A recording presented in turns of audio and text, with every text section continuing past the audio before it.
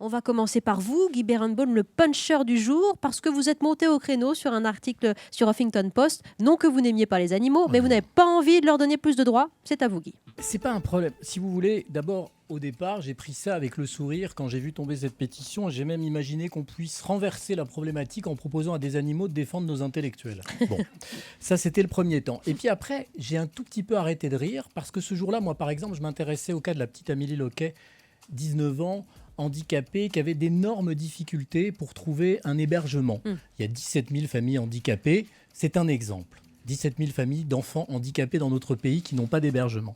Et moi, le problème que je me suis vraiment posé en voyant tous ces intellectuels brillants, dont Frédéric Lenoir, pour qui j'ai le plus grand respect, c'est pas ces personnes qui sont en cause, c'est un problème de hiérarchie.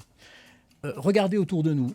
Le journal que vous venez de faire est une illustration de la catastrophe humaine ambiante. Une catastrophe humaine avec un H pour homme.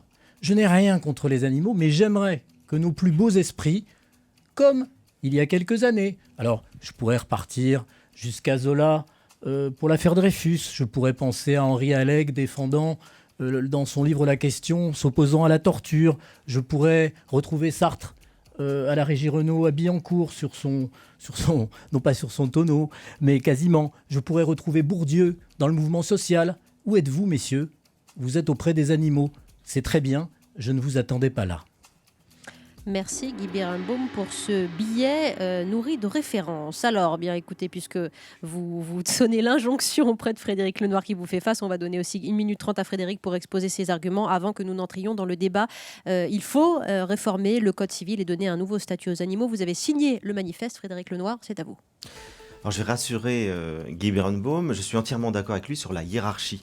Il est bien évident que tous les signataires de cette pétition, je crois, préfèrent les humains aux animaux. Et en tout cas, il n'y aurait pas photo. S'il y a un humain en danger, on irait sauver l'humain en danger et pas l'animal, même si c'est notre animal domestique. Donc il ne s'agit pas du tout d'opposer les uns aux autres. Et je crois que c'est ça que je n'adhère pas du tout, évidemment, à votre analyse, parce qu'on est tous engagés dans des causes. Tous les gens qui ont signé cette pétition, et j'en connais beaucoup, personnellement, on n'arrête pas de signer des pétitions. On soutient Amnesty International, on a tous des associations ou qu'on a créées ou qu'on soutient. Moi, j'ai fait 3 livres humanistes qui défendent des personnes qui sont en souffrance dans toutes sortes de situations. Je suis le parrain d'une association qui s'appelle le Paris Solidaire, où je mets en lien des personnes âgées seules avec des étudiants fauchés pour trouver des solutions d'hébergement. Donc, on est engagé dans un tas de causes humanistes. Et en même temps, on considère, l'un n'empêche pas l'autre, qu'il y a un gros problème avec la souffrance animale, puisque c'est toujours le parent pauvre, effectivement. Il y a tellement de causes à défendre qu'on se dit c'est la dernière chose auquel s'intéresser. Et pourtant, on considère qu'une civilisation, qu'une nation, comme disait Gandhi, sa grandeur, c'est aussi de s'occuper des plus faibles, des membres des plus faibles d'une société, et des plus faibles, c'est-à-dire des animaux, ceux qui n'ont pas la parole pour se défendre. Et quand on voit la souffrance animale aujourd'hui, qu'on voit la manière dont les animaux sont torturés dans l'indifférence générale, cette industrialisation de l'animal qu'on considère comme une chose, on dit il faut arrêter. Et donc, on se permet, en plus de tout ce qu'on fait ailleurs, de dire il faut changer le code civil parce que les animaux ne sont pas des objets mais des êtres sensibles. L'animal au cœur de notre société, l'article 528 du Code civil stipule que les animaux sont des meubles et des biens meubles. Guy Berenbaum.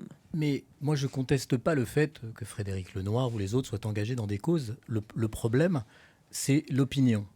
Notre opinion, elle est sous la flotte, totalement partout. Et je pense que vous, en mettant en avant cette cause-là maintenant, vous participez au brouillage général. J'étais très étonné au moment de Lampedusa, de la mort malheureuse et reproduite, parce que ce n'est pas une première. De centaines de clandestins. De centaines je ne dis même pas de clandestins, de centaines d'humains, d'hommes, de femmes et d'enfants. Qui a le mieux parlé? Qui? C'est à vous, Frédéric Lenoir, que je m'adresse, parce que vous êtes un spécialiste de la religion. Qui a eu les mots les plus justes? Le pape François. Le pape François. C'est quand même extraordinaire. Où sont les intellectuels? Le pape François est désormais le numéro 1 des intellectuels. Il a parlé, il a dénoncé dans des mots extraordinaires la mondialisation de l'indifférence. Si vous voulez, je ne vous reproche pas de ne pas faire. Je sais bien ce que vous faites. Je veux juste dire que notre cœur, il est très grand aux uns et aux autres, mais regardez les gens qui nous entourent, ils sont largués complètement. Et si on leur dit un jour les animaux, un jour ci, un jour ça, oui. c'est terrible. Guy,